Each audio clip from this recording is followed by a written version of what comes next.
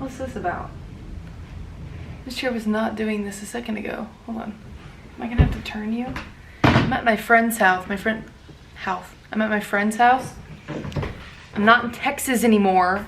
Well, I will be back in Texas in like a week.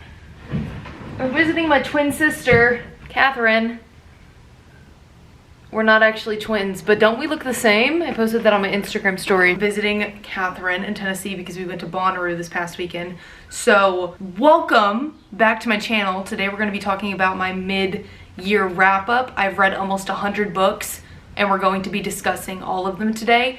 However, because I'm here, I don't have any of the books with me. I don't check a bag when I fly. I have a carry-on and I can barely fit all my stuff as it is in that carry-on. So there's no way I'm going to be holding on to books. I did make a chart. And I do have it pulled up on my laptop right now. But there will be no physical books in today's video.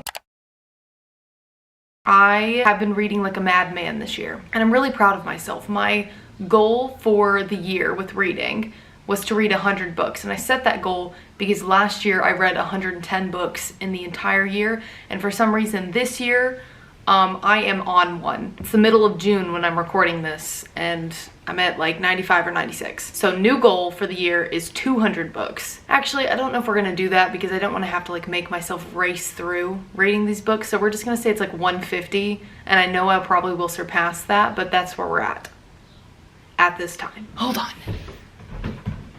Catherine has a hot neighbor, so I'm making sure his car's not there so he's not home because he lives in like the back of this apartment and I don't want him to hear me. Hold on. He's not home. How lucky is it to live and have a hot neighbor? Must be nice because I sure as hell don't have that. Anyways, I went ahead and tier ranked them, so we're not going to sit here all day and do that. Screenshot it. I'm not going to go through every single book individually, but I am going to share the books that I'm more than positive the author put crack in them and discuss them a little bit. And then kind of just explain the way that I ranked all of these. So we have 4 different ranks. I have the no thank you at the very bottom. Those are books that most of these I rated 2 stars. Some of them I did generously rate them 3 stars. I tend to do that. And then I change my mind the next day and I'm like, it was actually 2 stars. And I'm like, no, I'm too generous. We're gonna give it 3 stars. Here's what I'm trying to say is don't trust me, okay? If you see on Goodreads my ratings for something, just don't ever trust me. And if you actually want my opinion in the moment, that's what it is. My opinion changes for books based on where I'm at that day, where my headspace is at, and that can completely change my thought process and ranking of a book by maybe 4 stars or maybe 1 star. So if you want my ranking on a book that you were about to read in that moment, maybe just DM me on Instagram because you can't trust me from 2 days ago. The books in the no thank you, I didn't love them. They didn't make me hate my life. No books. I'm not an angry, mad at the world person, so there is really no books that make me like hate my life. I just read them and I'm like, I'm not enjoying this. That's kind of it. It's never really that deep with me. So we have Normal People, Hooked, King of Battle and Blood, The Fine Print, Terms and Conditions, The Cheat Sheet, The Butcher and the Wren, The Fantasy League, The Red Zone, Travis, and Say You Swear. I will say Normal People, Hooked, The Fine Print, and Say You Swear are all pretty popular books, and I hear at least a lot of my mutuals that really enjoy these books. So just because it didn't work for me, if you are still interested in the book, definitely give it a shot because I have friends who really adore these books. They just didn't do it. There was just something that wasn't working. For Normal People specifically, I don't know if it was just right book, wrong time, or the no quotation marks that were really just throwing me off, but it didn't do it. Hooked was like a fantasy retelling, no. The Butcher and the Wren, I listened to that on audiobook and it was all right. That's kind of why I put it in the no thank you. It was just mediocre. Next we have fun reads, but you won't miss anything if you skip them. So I do recommend reading these. Pretty much all of them actually, except for It Happened One Summer, are free on Kindle Unlimited. They're all good palate cleanser books. They're all good mindless reads. Nothing super deep or crazy about any of these. I had fun with majority of them, and then some of them I do remember being like, when is this gonna be over? But I did enjoy the first half of it, so I went ahead and put them in there. Does It Hurt is questionable to be in there, if I'm being honest. I actually kind of enjoyed Does It Hurt. That one specifically is kind of an in-between of the good books but didn't fully do it for me, and the fun reads but you won't miss anything. That's kind of the only book in this section where I feel that way about it. The rest of them I'm like, they're fun, weren't anything crazy, didn't stick out to me in any way. Completely forgot about them once I finished reading them. Then we have good books but didn't fully do it for me. These are all books that were really good and I will probably always recommend them, but they didn't touch my soul in a way that the ones with crack in them did. Certain Hunger, good God, prepare yourself if you read that book. That was insane. I'm trying to think of any of these. Oh, I did reread the ACOTAR series this year. So this wasn't like my first reading, this was my second. The first one in that series, duh, I'm gonna put it in there. I kind of recommend all of these. It's a mix of classic, fantasy, contemporary romance. There's a friends to lovers book in there. There's an emotional book in there. There's some dark romances in there. These books were good and I recommend them, but they missed the mark a little bit. I thought I heard her neighbor come home again. I love filming. I love filming YouTube videos. Hi, Nim. Good morning, sunshine. This is Nim. I love filming YouTube videos. However, if someone can hear me speaking to my camera, I can't do it. Thoughts in my head stop working because I know someone's listening in and it makes me violently uncomfortable. Anywho, the last tier that we have is the author surely put crack in this. These are all books that I rated 4.5 stars and above, and they were incredible. Absolutely incredible. There was crack in them. The author just knew what they were doing when they wrote these books, and I cannot recommend them enough. And they have been my favorites of the year. First, we have A Court of Mist and Fury and A Court of Wings and Ruin, the second and the third book in the ACOTAR series. While I like, emphasis on like, while I like ACOTAR, A Court of Wings and Ruin and A Court of Mist and Fury are amazing. I rated both of those this second time around reading 5 stars. Fantasy aspect of it, the fighting, the kind of like war that is going on within this fantasy realm, watching it just build and build and build was really good in both of these books. Next we have Betrayed. Shocker. I'm not gonna talk about Betrayed. We know how I feel about Betrayed. Go watch my last video after you read it. Emily Henry, you really are my mother, like my book mother, my auto-buy author as well. Anything she writes, I will buy. If you go a little bit over to the far right of the top tier, it might be on the far left on however it sits on the screen. I think it's gonna be on the far right. Happy Place, it's my second ranked Emily Henry book. Wonderful second chance romance. Wynne and Harriet, first off, cute names.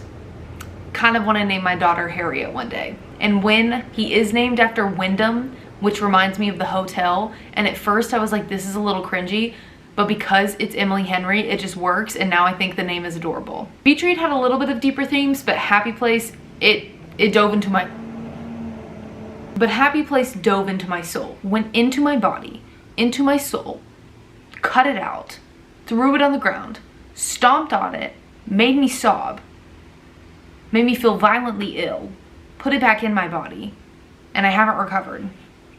That's where we're at. Next we have Carrie Soto is back.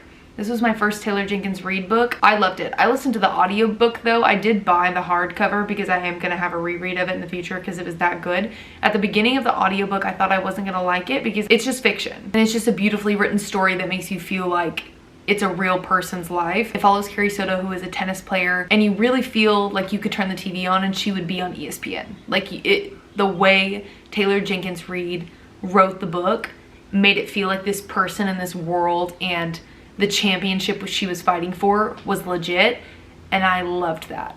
I felt very immersed in the story. Again, the audiobook was so good, and the narrator, incredible, and there was multiple of them. Next we have Funny Feelings by Tara DeWitt. This is an age gap romance. They work together. One's the boss and one's the not necessarily employee. She's kind of like freelance or whatever. They're both comedians and he becomes her manager. It was adorable. Also the fact that his daughter was deaf and there was like ASL representation within this book was loved. Not only was it just really well written, it was really funny too. I was laughing the entire time. And I expected it to be a little funny because they're comedians, but I just didn't know which direction the author was gonna take the humor, but it was good. And I liked it. Next we have Final Offer by Lauren Asher. This is a part of the Dreamland Billionaire series. I also have a video on this. This is the third book in that series, so the fine print and terms and conditions were the first two. Didn't love those. Loved Final Offer. It was so long and a lot of people don't like it because they say it was just too long for that liking, and I get that. But for some reason I loved how long it was. I loved the way like addiction was handled in it too. Kind of like the ups and downs of it, and I know some people get frustrated with Cal because of the way he goes through his addiction, but that's addiction, you know. There's a lot of ups and downs and it's not going to be a linear process of becoming sober. Fourth Wing by Rebecca Yarros. Just read this. Great. Favorite? Maybe my favorite fantasy book of the year. I think it is actually. Rated that one 5 stars. Divergent meets House of the Dragon. Hellbent by Leigh Bardugo. This came out I believe in January or February. It's the second book in the Alex Stern series, so Ninth House. Read that for the first time last year. Literally my favorite, my comfort book. And it's a very hit or miss book in the series, including Hellbent. Very hit or miss. A Little Life. I only put this here because I gave the book 5 stars and I thought it was really well written, but I wouldn't necessarily say there was crack in it. This and The Secret History, which is a little bit below that. While both of those books were really good, again, not necessarily crack in them, but I can't stop thinking about them. And that's why I think I love them so much. I had to put both of them down a lot because it can be, A Little Life specifically could be hard to read at times, but both of them, it just wasn't, not that it wasn't interesting, it's just not a fast-paced book. It's a very slow read. But that's kind of the point. I recommend both of them, but you have to go into them with the mindset of there's not crack in them, but they are great reads. They will stick with you forever, and the story is good. Kiss the Sky by Krista and Becca Ritchie. This follows Rose and Connor. This is a part of the Addicted series or the Calloway sister series. I relate to Rose in a lot of personality traits, and let me tell you, I need a Connor Cobalt. Richard Connor Cobalt. He's very baby girl. And when he gave Rose a lap dance in this book, it really just, I think it altered my brain chemistry a little bit. It did something to me. Icebreaker by Hannah Grace.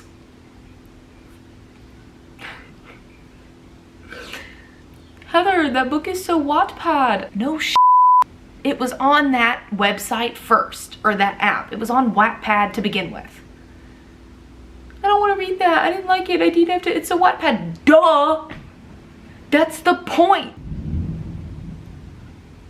Amen. The funnest read of the year. House of Sky and Breath by Sarah J. Maas. You can barely see half of these. So I hope you're listening to me.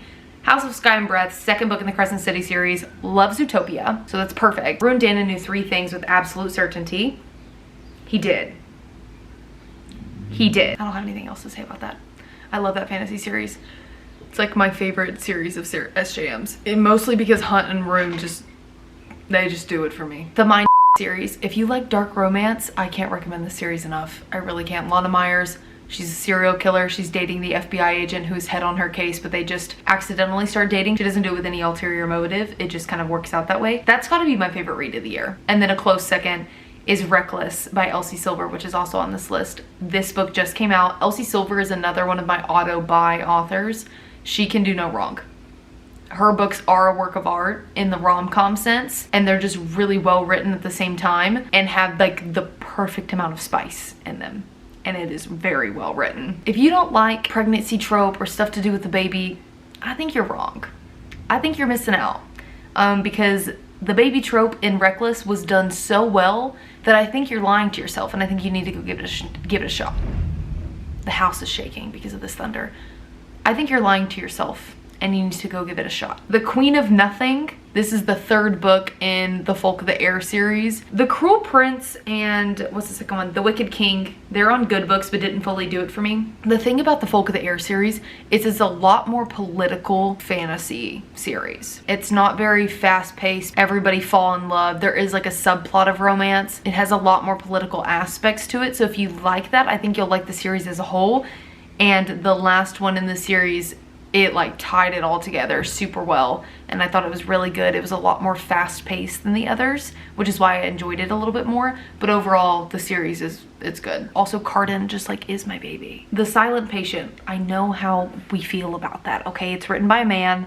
I know a lot of people don't like it. It's a mystery, not really a thriller.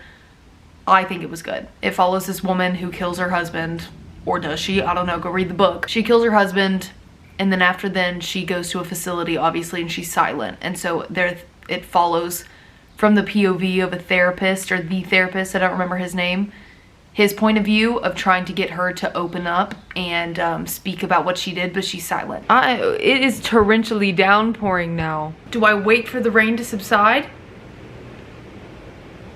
No, I don't. Just deal with it. You're just gonna have to make do. If we were on the phone right now, which this is our phone call, I wouldn't hang up and call you back later when the rain stopped. No, we'd keep talking through it. And if there was a big crack of lightning, I would be like, Stacy, did you hear that? And you'd be like, yeah, I did. So the phone call continues. Wait for It by Mariana Zapata. I adored this book. I don't think I liked it better than Colty. I think it is my second favorite book of Mariana Zapata. Wonderful. Single, not single mom, but kind of parental figure, single parental figure. She takes her brother's kids in, 2 boys, and the MMC is her neighbor, who is hot and grumpy. Twisted Games, this was also a reread. This was the first book that I read at the beginning of this year on like the 4th day of January, because I kept reading books and I was DNFing a lot, and I was starting to get really aggravated. So I was like, we're just gonna pick up a book that I know is going to be good. So I read Twisted Games. Bodyguard Romance, Adult Princess Diaries, iconic. Already talked about The Secret History. The Right Move by Liz Tomford. Let me tell you, The Right Move by Liz Tomford, one of the best books I've read this year. And I can't wait for the 3rd book in this interconnected standalone series. So the Mile High that is in Good Books but didn't fully do it for me, that one was the first in this interconnected standalone series. And while I liked Mile High, it felt a little too long for my liking. The Right Move was like perfect in all aspects. Not only was like the relationship in it good, but the pacing of it was incredible. There was like a little bit of humor here and there. Spice was good, but not not too much. There Are No Saints by Sophie Lark. There Is No Devil is the second one in this series, and that one is in the tier below this. But There Are No Saints was the first 5-star read for me. If you like Haunting and Hunting Adeline, you will probably like the series. It's definitely not as detailed, but I think I kind of liked that, and I needed that after reading the Cat and Mouse Duet, because that was just a lot. There Are No Saints is good, but it's dark. You've got to check the trigger warnings. The thing I liked the most about this book was that both of the main characters were artists, and I just loved like kind of diving into that world. It's very intriguing. Self-Love for Small Town Girls. This is actually a poetry book. It just came out beginning of this month. Read it in an entire day. If you just need a little poetry moment or a little coffee table book, this was really good. And a lot of the small excerpts in it like just really spoke to me, and I felt like they were something that I would write, and I just really enjoyed it. And then lastly in this tier, we have Powerless by Elsie Silver. This is the book that is before Reckless in this interconnected standalone series. Friends to Lovers, Runaway Bride, another Elsie Silver book for the win. She can do no wrong, like I said. The spice in this one, I mean, the spice in Reckless was good, but the spice in this one, like the crawl, lose that ring and crawl. Okay, so I actually need to like take a breath and just take a moment and regain my composure for a second. That scene, listen, if me talking about the book doesn't convince you to read it, I hope that sentence convinces you to read it. And that's all for my reading wrap up. All of the books that I have read in the year of 2022. It's not 2022. It is for sure 2023. All of the books that I've read in the year of 2023 so far. Thank you guys so much for watching today's video. Don't forget to follow me on Instagram and TikTok at heaths.bookclub, and I will see you guys next week.